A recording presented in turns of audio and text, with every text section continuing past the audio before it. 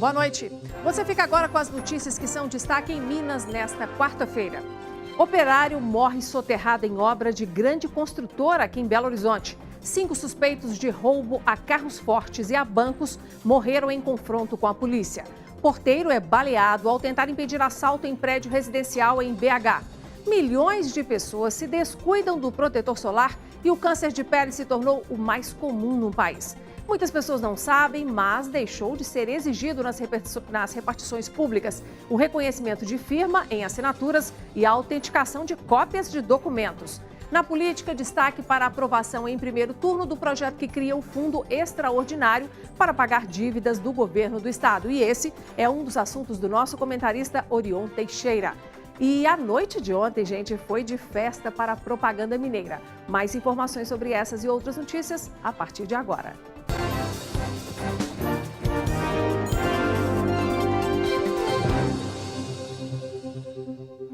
Morreu soterrado um operário que trabalhava na construção de um prédio residencial na região centro-sul da capital. O acidente de trabalho aconteceu no momento em que o operário da construtora furava um tubulão de cerca de 3 metros de profundidade na obra. De acordo com o Corpo de Bombeiros, ele foi surpreendido por um deslizamento de terra. Somente depois de 5 horas de trabalho, os bombeiros localizaram o corpo. As causas do acidente são desconhecidas. Por meio de nota, a construtora Terrazas lamentou o ocorrido, disse que a vítima era um profissional terceirizado e ressaltou o comprometimento com a segurança dos colaboradores. Disse ainda que, infelizmente, o risco é inerente à atividade da construção e que presta o amparo necessário à família da vítima. 5 suspeitos de integrar quadrilha especializada em roubo a carro forte e a banco morreram em confronto com a polícia. E esse confronto aconteceu na madrugada de hoje, na zona rural da cidade de Brasilândia de Minas, no noroeste do estado. No local, a PM apreendeu fuzis, pistolas, espingardas e vários equipamentos usados nas ações criminosas. Alguns suspeitos conseguiram fugir e estão sendo procurados. O presídio de Manhuaçu, na região da Zona da Mata, não poderá receber mais nenhum detento enquanto não acabar com a superlotação. Segundo a 2ª Vara da Comarca Criminal da cidade, hoje há 305 presos, quando aí a capacidade máxima de lá é de 280. Foi atendido no pronto-socorro da capital, do Hospital João 23, um porteiro que foi baleado no ombro durante uma tentativa de assalto na manhã de hoje, em um prédio residencial que fica na Avenida Raja Gabalha, no bairro Luxemburgo, região centro-sul da capital. Os suspeitos fugiram sem roubar nada e ainda não foram identificados. A tentativa de assalto foi neste prédio que fica na região centro-sul da capital. De acordo com a polícia, 2 homens armados aproveitaram a troca de turno dos porteiros para entrar no edifício e anunciar o roubo. Poucos metros na frente, o próprio porteiro que o rendeu ouviu os disparos e foi alertado para a pessoa acontecer alguma coisa ali no edifício. Ele retornou, já encontrou a vítima ao solo. O porteiro José de Souza Pereira, de 59 anos, foi baleado no ombro. Ele foi levado para o pronto-socorro sem risco de morte. Os bandidos fugiram, aparentemente sem levar nada. Depois de efetuarem os disparos, os bandidos teriam corrido e atravessado a avenida, onde, segundo testemunhas, um Siena estaria aguardando os dois para dar fuga aos meliantes. Na correria, eles deixaram para trás uma bolsa contendo algumas ferramentas. As ferramentas encontradas lá, deixadas pelos autores, é no emprego usual de arrombamento à residência, apartamentos, coisas nesse sentido. Esta é a 2ª vez que o mesmo porteiro é vítima de uma tentativa de assalto no mesmo prédio. Da outra vez, em julho de 2016, José Pereira também reagiu e foi baleado. Esta mulher, que presta serviços em um dos apartamentos do prédio, diz que a região anda bastante violenta. Aqui dentro do prédio não, foi só essas 2 vezes. Agora na rua a gente está sempre sabendo notícia, inclusive ontem eu presenciei um assalto. Aqui perto? Aqui perto, tem um ponto de ônibus aqui na frente. Nós voltamos a falar da morte de um trabalhador em uma obra de construção de um prédio residencial na região centro-sul da capital. O acidente aconteceu hoje, no momento em que o operário furava um tubulão de cerca de 3 metros de profundidade na obra. Nós vamos conversar com o repórter Igor Calhan, que está no local e tem mais informações. Boa noite, Igor. Boa noite a todos que acompanham o Jornal Band de Minas. Olha, infelizmente uma notícia muito triste, né? A gente tem a confirmação aí da morte de Cleiton Pereira, de 37 anos. Ele, como você disse, trabalhava em uma obra aqui no bairro Funcionários. Olha, Inácio, a gente vai falar então agora aqui ao vivo com o Tenente Gonzalez. A gente tem também a presença do aspirante Sandro aqui do Corpo de Bombeiros. Tenente, falando um pouquinho sobre essa ocorrência, vocês chegaram logo que aconteceu, né, por volta das 10 horas da manhã. Qual que era a situação que vocês encontraram quando chegaram aqui? Boa noite a todos. A primeira equipe chegou aproximadamente às 10 horas da manhã. O nosso chamado entrou como soterramento num canteiro de obra. A primeira guarnição que chegou constatou que se tratava de um tubulão de aproximadamente 8 metros de altura, onde se encontrou a terra aproximadamente na cota 5 metros. Então o Corpo de Bombeiros iniciou os trabalhos a partir de 3 metros ainda de terra a ser retirado sobre a vítima.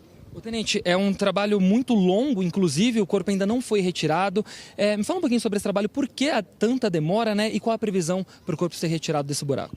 É um trabalho muito minucioso, muito técnico, é um trabalho onde tem que ter bastante paciência, sincronia entre as equipes. A primeira guarnição compareceu ao local às 10 horas da manhã, aproximadamente já 10 horas de empenho de bombeiros. Existem aproximadamente 23 bombeiros no momento, entre outras equipes do SAMU, da Polícia Civil, da Defesa Civil. É um trabalho, como disse, minucioso, onde prima-se pelo trabalho manual, justamente para que se evite que ocorram novos acidentes. Primou-se pelo trabalho de escoramento, de estabilização do terreno, daí a importância, né, de que se evite um novo acidente. Gasta-se bastante tempo, sim, no escoramento, né, na estabilização do terreno, onde se encontrou, né, parte da vítima, né, os primeiros membros, aproximadamente às 4, 5 horas da tarde. Tenente, quando foi encontrado, né, como o senhor disse, os primeiros membros, existia uma expectativa real do Corpo de Bombeiros dele ainda ter vida, né? Existia um risco ou não? Vocês já trabalhavam já com a hipótese de que ele poderia estar morto? Na verdade, ainda não se tem, né, a constatação do óbito, né? A gente, pelo que se encontrou a posição da vítima, tudo indica que sim, que houve um óbito, mas ainda não podemos constatar essa situação. Existe uma equipe da perícia, né, da Polícia Civil e do próprio SAMU para averiguar se há ainda vida. O Corpo de Bombeiros sempre trabalha, sempre prima pela vida. Então, as guarnições ainda acreditam que sim, que pode existir vida, né? Ok, Tenente, vou agradecer aqui então, Inácia, a presença do Tenente Gonzalez, do aspirante Sandro, que inclusive estavam ali dentro, saíram para poder atender a gente. Muito obrigado, viu, Tenente? Ô, Inácio, como o Tenente disse, existe essa expectativa, mas infelizmente a gente, até agora há pouco, acabou vendo aqui a entrada do Rabecão, que já está ali dentro, o carro da Polícia Civil. Então a gente fica no aguardo aí, Inácia. Temos então uma previsão de mais 1 hora, pelo menos, para a retirada então do corpo de Cleiton Pereira, de 37 anos. Inácia. Tá certo, Igor. Obrigada pelas informações. E recuperando uma informação que nós trouxemos há pouco, a construtora Terrazas, que é a responsável por esta obra, nos informou que está prestando aí toda a assistência à família desse trabalhador que foi soterrado. Bom, está sendo procurado pela polícia o casal suspeito de agredir e assaltar funcionários de uma padaria. Isso aconteceu na madrugada de hoje no bairro Jaraguá, na região da Pampulha, aqui em Belo Horizonte. De acordo com a PM, o funcionário responsável por retirar o lixo da padaria foi rendido e levou uma coronhada. Outro funcionário que estava dentro da padaria teve que entregar dinheiro e celular. Os suspeitos conseguiram escapar.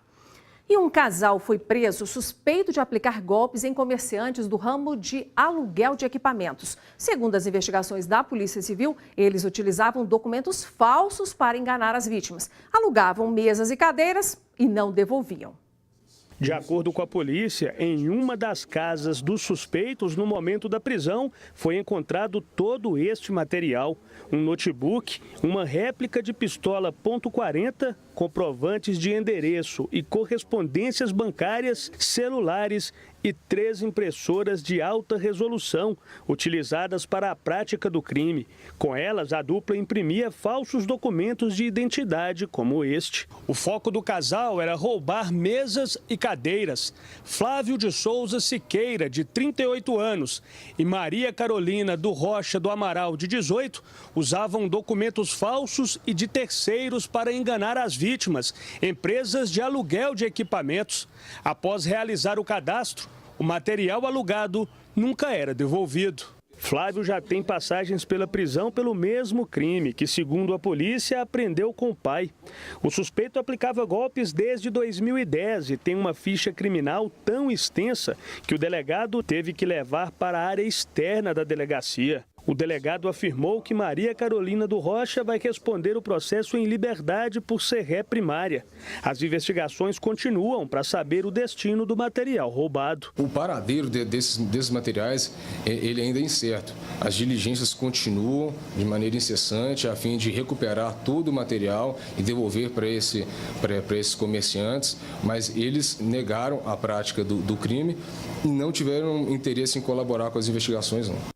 E hoje, gente, a Polícia Civil foi em busca de suspeitos de tráfico de drogas e encontrou outro crime, o de aprisionamento de animais silvestres. 4 homens foram presos durante a operação iniciada há 9 meses para desarticular quadrilhas de traficantes que atuava na região leste de BH. Foram apreendidos um carro, celulares e uma moto. Durante as buscas, os policiais encontraram vários animais da fauna silvestre que foram levados para a Delegacia de Meio Ambiente. O câncer de pele é o mais comum no Brasil e um dos mais letais. Mas se for descoberto cedo, a chance de cura é superior a 90%. Para evitar a doença, a prevenção deve começar ainda na infância e com o uso diário do protetor solar.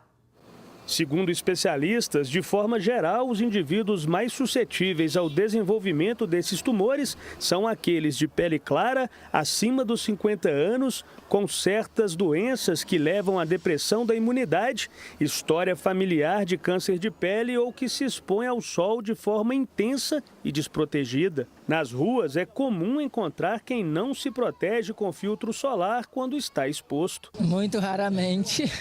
E eu tenho. Às vezes. Mas não sempre, né? Não sempre. Não tenho costume, não. Só uso quando eu vou em clube, praia. Não, nunca usei, só quando eu nadava. Renata conta que há uns 20 anos não usava protetor solar. Fato que para ela teve consequências. Um melanoma, tumor interno em um dos olhos decorrente de um câncer de pele. A gente não preocupava com o protetor solar. Na minha época, protetor solar era 0. O melanoma ficou mais ou menos 18 anos sem atividade, sem aparecer, tudo ok. E há 5 anos ele voltou. Estou com metástase no fígado, no pulmão e agora eu faço quimioterapia novamente. Segundo o INCA, Instituto Nacional do Câncer, para o biênio 2018-2019, a estimativa é de 165.580 novos casos não melanoma. A doença atingirá mais homens que mulheres. De dezembro deste ano a março de 2019, serão promovidas ações de informação e conscientização na internet, ruas, praias e parques. As recomendações da Sociedade Brasileira de Dermatologia incluem a adoção de medidas fotoprotetoras. A aplicação de protetor solar de 3 em 3 horas, a evitar a exposição solar nos períodos críticos entre 10 e 15 horas, o uso de barreiras mecânicas como chapéus, viseiras ou malhas com proteção UV, conscientização da população, das crianças nas escolas, isso todos é um conjunto de medidas fotoprotetivas. E depois do intervalo, temos uma dica importante para você que ainda não sabe que repartições públicas não podem mais exigir o reconhecimento de firma nas assinaturas e cópias autenticadas de documentos.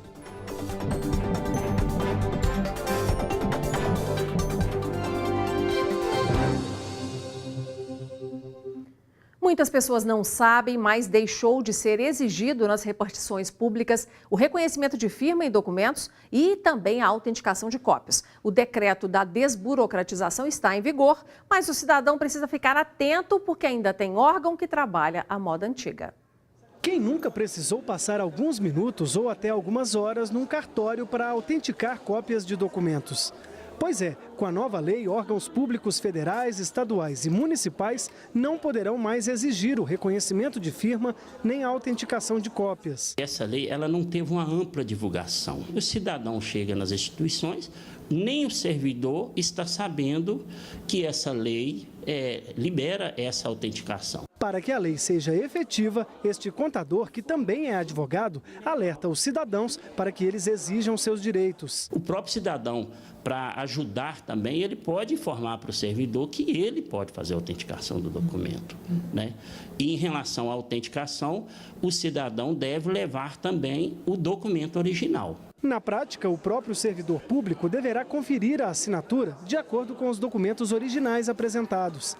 A exceção é para viagens de menores sem a presença dos pais no embarque e a apresentação do título de eleitor para votar ou registrar candidatura. A nova lei também institui o selo de desburocratização, que tem o objetivo de estimular programas, projetos e práticas que simplifiquem o funcionamento da administração pública. Neste cartório, o movimento continua o mesmo e, segundo o tabelião, não deve ser afetado, porque muita gente não abre mão da segurança jurídica da autenticação feita aqui. Os cartórios funcionam como um filtro contra as fraudes. Então, quando o documento passa pelo cartório, é uma autenticação de que aquele documento é verdadeiro. Termina amanhã o prazo para os eleitores justificarem a ausência no primeiro turno das eleições deste ano. É possível fazer o processo no site tre-mg.jus.br, pelo sistema Justifica Web ou então presencialmente nos cartórios eleitorais. Já o prazo para justificar a ausência no segundo turno termina no dia 27 de dezembro. E o assunto agora é política. Nosso comentarista Orion Teixeira já está conosco para analisar as últimas notícias. Boa noite, Orion. Boa noite, Inácio. Boa noite a todos. Orion, então vamos para o nosso primeiro assunto, que é o seguinte. O governador de Minas, Fernando Pimentel, do PT, conseguiu avançar com o projeto de lei que cria o Fundo Extraordinário do Estado de Minas Gerais, o FEMEG.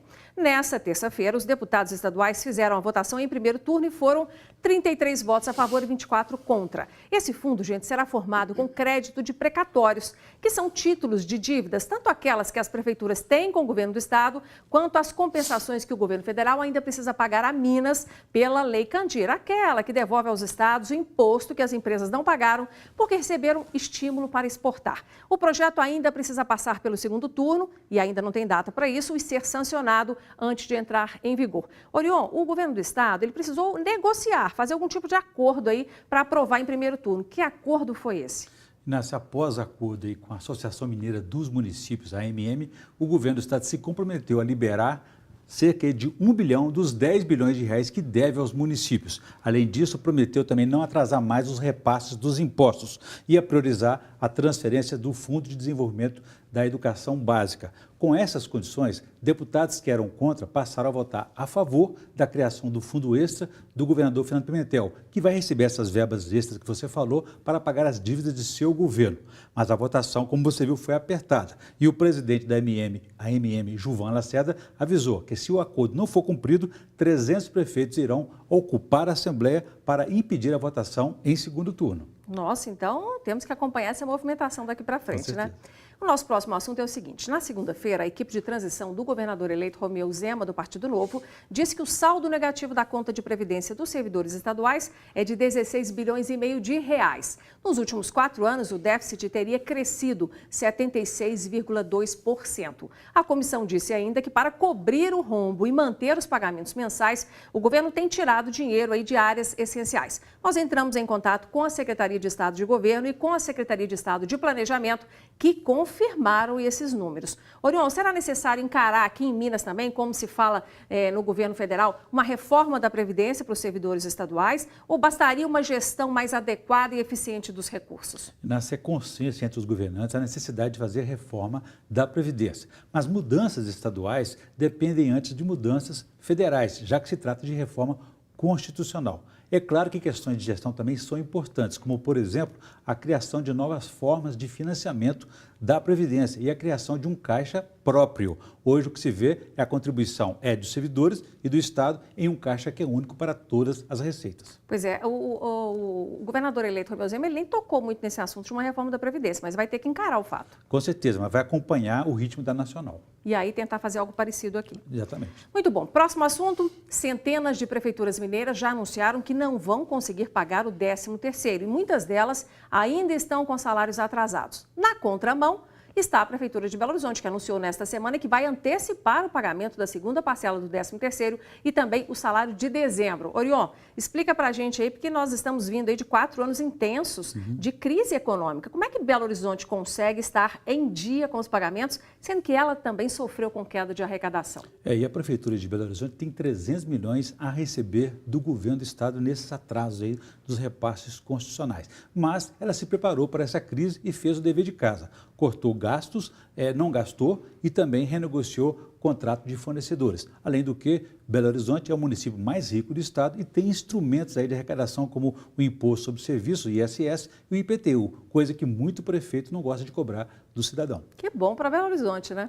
Bom, e agora a gente fala sobre os políticos que estão sendo cogitados para liderar as duas casas parlamentares aqui em Belo Horizonte, que são a Câmara Municipal e a Assembleia Legislativa. Começamos pela Assembleia, onde o Partido Novo do governador eleito Romeu Zema já anunciou que apoiará Agostinho Patrus do PV para a presidência da casa. Orion Zema tem, apesar de uma bancada pequenininha aí, né, do Partido Novo, tem condição de fazer o presidente da casa?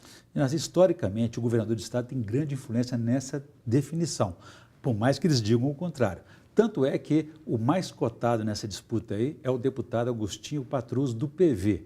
Ele e seu partido foram os primeiros a apoiar Romeu Zema no segundo turno das eleições. O partido dele, o Novo, já anunciou apoio à candidatura de Agostinho Patrus, que também tem o apoio do atual presidente da Assembleia Legislativa, Adalclévia Lopes, do MDB. Bom, a gente vai acompanhar isso com certeza. Agora, essas definições bem na virada do ano ou só em fevereiro, quando os deputados voltam? Só em fevereiro, mas a coisa já está amadurecendo, né? Pode ser que a gente saiba antes, mas vai depender de uma votação, exatamente, né? Então tá bom. Obrigada, Orion. Até semana que vem. Uma boa noite. Bom, gente, vocês vão ver a seguir. Profissionais da propaganda mineira são premiados em uma grande festa aqui em Belo Horizonte.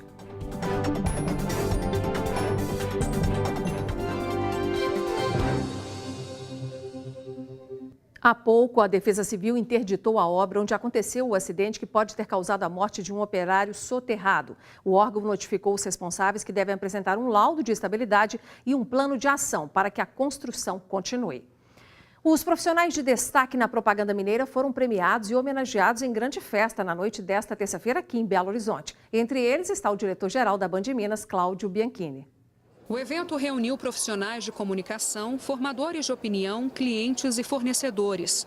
O encontro teve o objetivo de promover um momento de interação e homenagear nomes da propaganda mineira que se destacaram ao longo do ano. É a hora de recompensar, é a hora de fazer um carinho nessa turma que fez um grande trabalho durante o 2018. Mais de 4.000 pessoas que atuam no mercado publicitário votaram para eleger os melhores da propaganda mineira em 2018. É um encontro muito importante porque é uma possibilidade de reunião que a gente tem fora do ambiente formal de trabalho de todo o mercado, né? Ao todo foram 18 categorias premiadas. A agência Lápis Raro ganhou nas 4 em que concorreu. O segredo é trabalhar muito, né?